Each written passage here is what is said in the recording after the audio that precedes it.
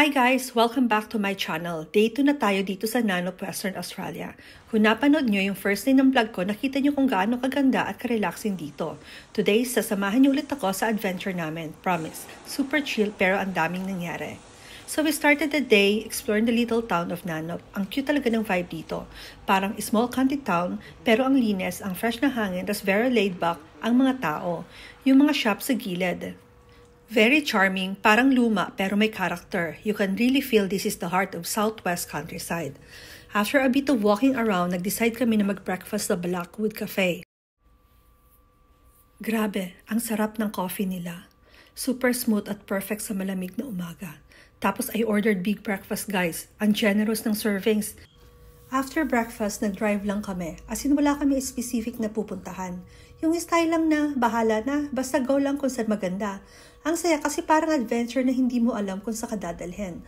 Along the way, we passed by farms, forests, tas may mga winding roads na parang painting ang view. Nakaka-relax sobra. Hanggang sa bigla na lang kami napadpad sa isang rough road. Alam niyo yung tipong, hala, saan ba tayo pupunta? Pero instead of turning back, we just keep going. And guess what? Sobrang sulit. Kasi sa dulo ng daan, may nakita kami spot na may overlooking view. As in breathtaking. Yung tipong worth it sa lahat ng alikabok at pag-shake ng car. Parang hidden gem talaga na hindi mo mahahanap kung hindi ka mag-e-explore.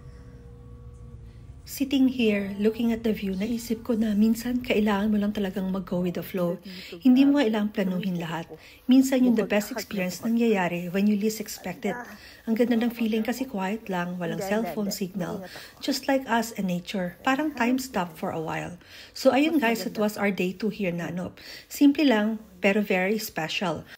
From exploring town, having a yummy breakfast at Blackwood Cafe to that spontaneous drive with ending with a stunning view, lahat memorable. If you like this vlog, don't forget to hit like and subscribe for more adventure around Western Australia.